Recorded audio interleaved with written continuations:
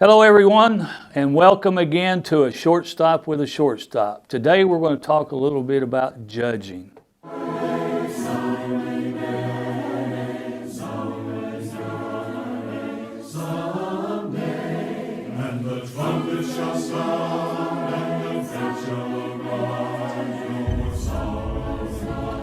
But before we do that, I want to tell you a little bit about some of the people in the Major League Baseball that were actual judges. They had to judge whether the ball coming across the plate was going to be a strike or a ball hit down the left field line or right field line, whether it was fair or foul, or somebody sliding in while they were stealing, whether they were going to be called safe or out. And these umpires were very, very good. Some of you may remember Joe West.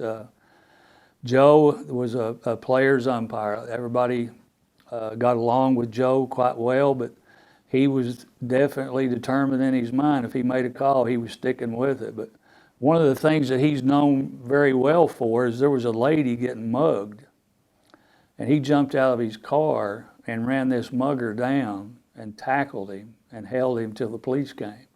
And Joe is one of those type of guys. He's going to make a judgment, and he saw something that was going on that was wrong, and he took care of it. But some of you may remember a guy by the name of Doug Harvey. The players in the National League, we called him God. There was one time that I was at bat, and there's a strike three call. He called me out, and I argued with him. I said, Doug, the ball was outside.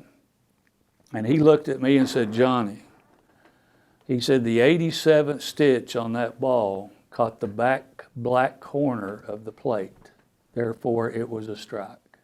So he gave me an explanation that I couldn't argue with. But he was that was one of the reasons why they called him God. And then we have Greg Gibson that lives in Ashland. He's a Kentucky boy. He just retired here a year or two ago. But he was another umpire that the players got along with really, really well. But those guys had to make judgments. But what does the Bible say about judging?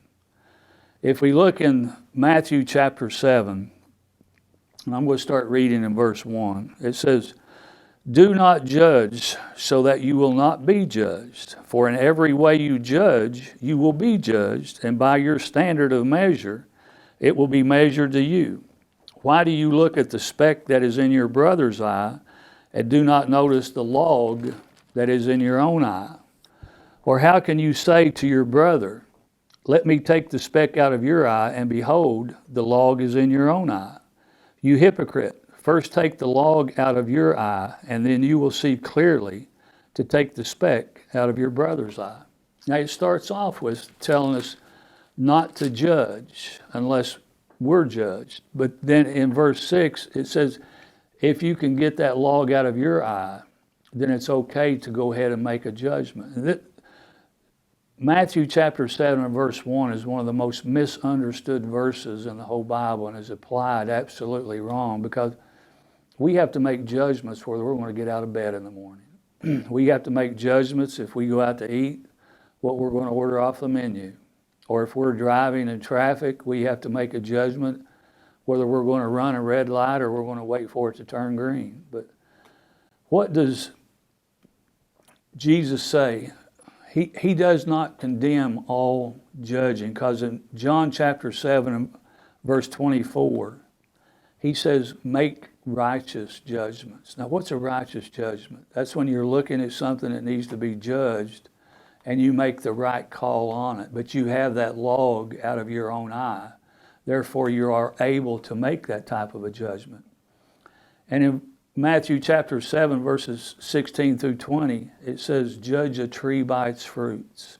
And that's talking about a person, if they're doing the right things and have the right attitude and have the right actions about them, then you can make a righteous judgment. And you'll know that they're producing good fruit. But now if they're producing bad fruit, it's okay to go ahead and make the judgment and try to get them to correct what they're producing to make it good fruit.